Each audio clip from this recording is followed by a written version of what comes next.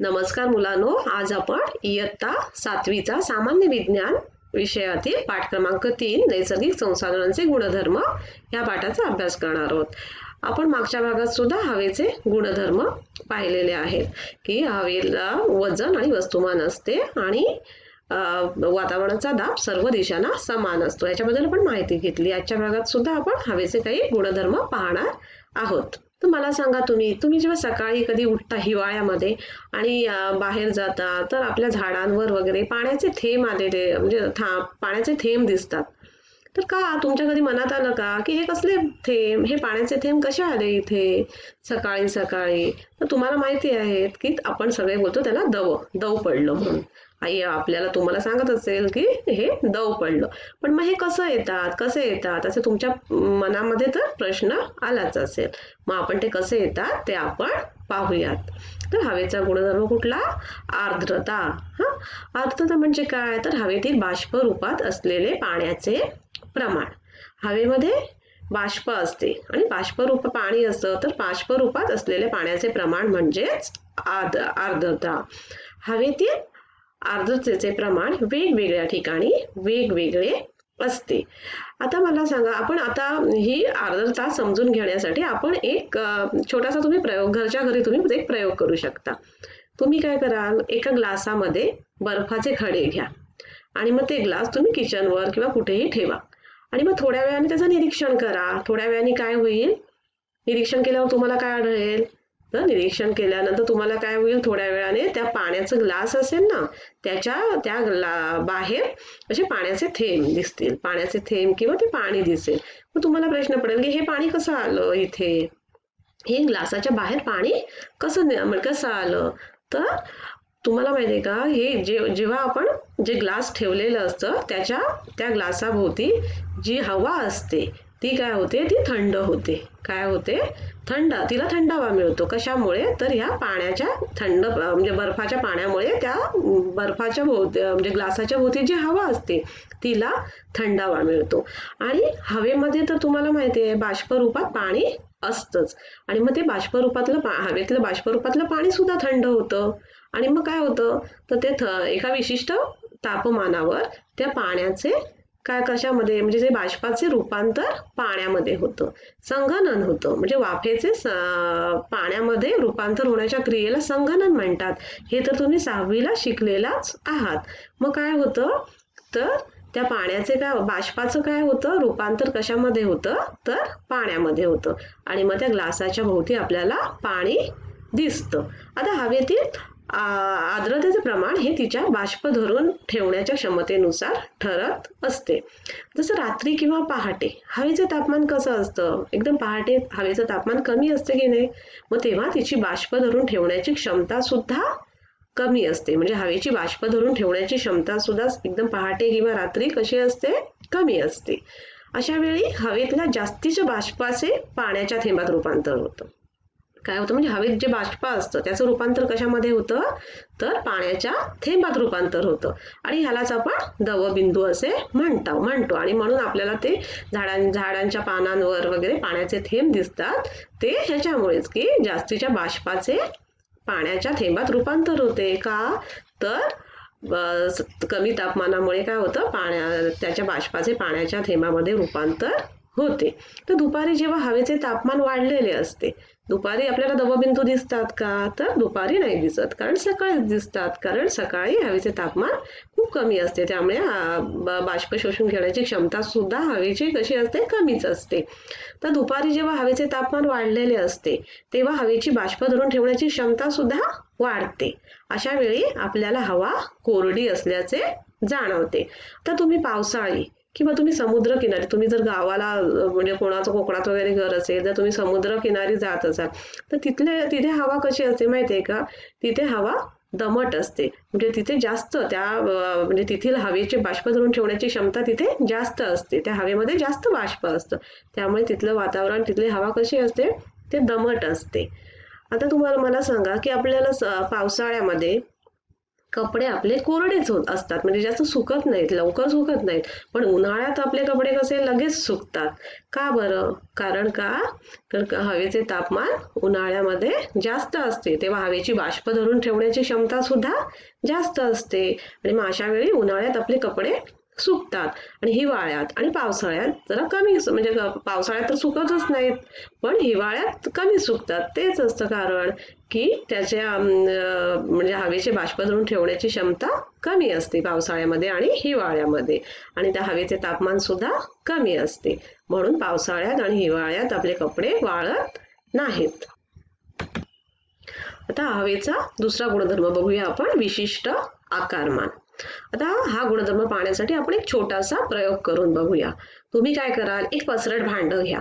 काय कराल, एक पसरट भांडं घ्या आणि त्याच्यामध्ये पाणी टाका आणि एक बॉटल विदाउट बूच, म्हणजे एक बॉटल बुचा, म्हणजे बूच नकोय त्या बॉटलला, अशी बॉटल उपडी करून पसरट भांड्यात तिरपी ठेवा. म्हणजे उलटी करून ती तिरपी अशी पाण्यामध्ये पसरट भांड्यात ठेवा आणि निरीक्षण करा. मग काय लक्षात येईल तुमच्या, तिथे काय दिसेल, तर त्या बॉटलच्या तोंडाच्या शेजारी बुडबुडे आलेले दिसतील. काय दिसेल, बुडबुडे आलेले दिसतील आणि पाणी, त्या भांड्यातील पाणी बॉटलमध्ये गेलेलं दिसेल, म्हणजे बॉटलमध्ये पाणी गेलेलं दिसेल.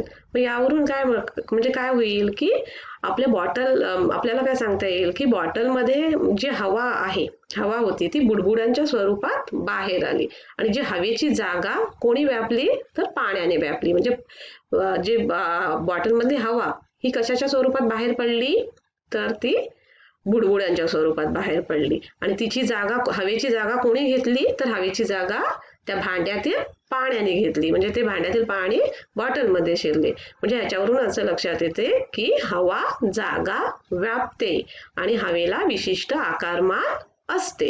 आता तुम्ही सायकल, तुमची सायकल, जेव्हा सायकलवाल्याकडे जाता, जेव्हा तुम्ही सायकलच्या ट्यूबमध्ये हवा भरता, तेव्हा काय होतं, ती जड होते. आणि तुम्ही फुग्यामध्ये पण जेव्हा हवा भरता, तेव्हा फुग्या पण फुगतात. आणि ती ट्यूब, सायकलच्या ट्यूबमध्ये जेव्हा तुम्ही हवा भरते, तेव्हा ती हवा, सायकलची ट्यूब काय होते, फुगते आणि तिचं काय होतं, वजन सुद्धा वाढतं. म्हणजे आपल्याला या वरील कृतीवरून असे लक्षात येईल की जागा व्यापणे, विशिष्ट आकारमान असणे आणि हवेला वजन आणि वस्तुमान असणे, हे सर्व गुणधर्म हवेचे आहेत. म्हणजे आपण आज कुठले गुणधर्म पाहिले, तर विशिष्ट आकारमान आणि कुठला की हवा जागा व्यापते. आणि आपण कालच्या भागात तर पाहिलं की हवेला वस्तुमान आणि वजन असतं आणि वातावरणाचा दाब हा सर्व दिशांना समान असतो. प्रकाशाचे विकिरण. तुम्ही मला सांगा, तुम्ही एकदा खिडकीच्या एखाद्या, म्हणजे अशा खिडकीतून किंवा दरवाजाच्या फटीतून येणारं सूर्यकिरणं पाहिलीत का? तर कशी असतात त्या सूर्यकिरणांमध्ये कसं असतं, सूर्यप्रकाशामध्ये त्या अशी धूळ वगैरे, हवेचे कण, धुळीचे कण असे तरंगताना दिसतात. म्हणजेच काय, तर ते हवा हे वायू तसेच धूर, बाष्प यांच्या अतिसूक्ष्म कणांचे मिश्रण आहे. हे तर आपल्याला माहिती आहे की हवेमध्ये विविध वायू आहेत, तसेच धूर, बाष्प इत्यादी घटक सुद्धा हवेमध्ये आहेत. आणि जेव्हा प्रकाश किरण हवेतील या सूक्ष्म कणांवर पडतात, तेव्हा ते प्रकाशाला सर्व दिशेने विखुरतात. आणि या नैसर्गिक घटनेला काय म्हणतात, तर प्रकाशाचे विकिरण. म्हणजेच काय की हवा हे वायू तसेच हवा कशी मिश्रित आहे की अनेक वायू, धूर, बाष्प ह्यांच्या अतिसूक्ष्म कणांनी बनलेली आहे. आणि मग जेव्हा प्रकाश किरण हवेतील या सूक्ष्म कणांवर पडतात, तेव्हा काय होतं, तर तेव्हा ते प्रकाशाला सर्व दिशेने विखुरतात. आणि ह्या नैसर्गिक घटनेला काय म्हणतात, तर प्रकाशाचे विकिरण असे म्हणतात. आता तापमान नियंत्रण. आता आपल्याला सगळ्यांना म्हणजे ऊर्जा कुठून मिळते, ऊर्जेचा स्रोत आपला पृथ्वीचा ऊर्जेचा स्रोत कुठला आहे, तर सूर्य हा आपला मेन ऊर्जेचा स्रोत आहे. मग पृथ्वीला सूर्याकडून ऊर्जा मिळते आणि ही ऊर्जा पृथ्वी उष्णतेच्या रूपात परत फेकते. काय करते ही ऊर्जा, म्हणजे ही पृथ्वी काय करते, तर उष्णतेच्या रूपामध्ये परत फेकते. तर पृथ्वीभोवती असलेल्या बाष्प, कार्बन डायऑक्साईड, म्हणजे आपल्या हवेमध्ये काय काय असतं तर बाष्प, कार्बन डायऑक्साईड असतात हे तुम्हाला माहितीच आहे. यांसारखे घटक काय करतात तर या उष्णतेचा काही भाग शोषतात. काय घेतात? या उष्णतेचा काही भाग शोषतात आणि तो इतर घटकांना देतात. त्यामुळे काय होतं? त्यामुळे पृथ्वीचा पृष्ठभाग उबदार राहतो व पृथ्वीवरील जीवसृष्टीला अनुकूलन होतो. का होतो तर बाष्प, कार्बन डायऑक्साईड यांसारखे घटक जो काही उष्णतेचा भाग शोषून इतर घटकांना देतो. त्यामुळे काय होतं तर पृथ्वीचा पृष्ठभाग उबदार राहतो व पृथ्वीवरील जीवसृष्टीला तो अनुकूलन होतो. पृथ्वीवर हवाच नसती तर काय झालं असतं तर पृथ्वीच्या पृष्ठभागाचे सरासरी तापमान फार खूपच कमी झाले असते. का जर पृथ्वीवर जर हवाच नसती तर काय झालं असतं तर पृथ्वीच्या पृष्ठभागाचे सरासरी तापमान खूपच कमी झाले असते आणि जीवसृष्टी जगूच शकली नसती. म्हणजे ध्वनी प्रसारण. आता आपल्याला ऐकू येणारे सर्व आवाज भोवतालच्या हवेतून आपणापर्यंत पोहोचतात. म्हणजे हवा ही काय हवेचा आपल्याला माध्यम म्हणून उपयोग होतो. तापमानातील बदलामुळे हवेची घनता सुद्धा बदलते. की तापमानात जेव्हा तापमान बदलते तसे हवेची घनता सुद्धा बदलते. थंडीत पहाटे दूरच्या आगगाडीचा आवाज सुद्धा आपल्याला स्पष्ट ऐकू येतो. ध्वनीचे प्रसारण होण्यासाठी हवेचा माध्यम म्हणून आपल्याला उपयोग होतो. तर आज आपण काय शिकलो तर आज आपण हवेचे गुणधर्म शिकलो. कुठले कुठले तर आर्द्रता आणि म्हणजे हवेला एक विशिष्ट आकारमान असते. हवा जागा व्यापते हे आपण आज शिकलो. दवबिंदू कसे निर्माण म्हणजे कसे दवबिंदू तयार होतात. आपल्याला हिवाळ्यात कपडे आपण का लवकर वाळू शकत नाहीत. उन्हाळ्यात का वाळतात कारण का तर हिवाळ्यात काय होतं तापमान कमी होतं आणि त्यामुळे हवेमध्ये हवेचे बाष्प धरून राहण्याची क्षमता सुद्धा कमी होते आणि हवेला विशिष्ट आकारमान असते. हवा जागा व्यापते हे हवेचे आपण गुणधर्म शिकलो.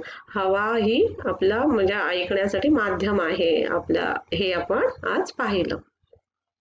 तर पुढच्या भागामध्ये आपण काय पाहणार आहोत तर पुढच्या भागात आपण पाणी या नैसर्गिक संसाधनाचे गुणधर्म पाहणार आहोत. धन्यवाद.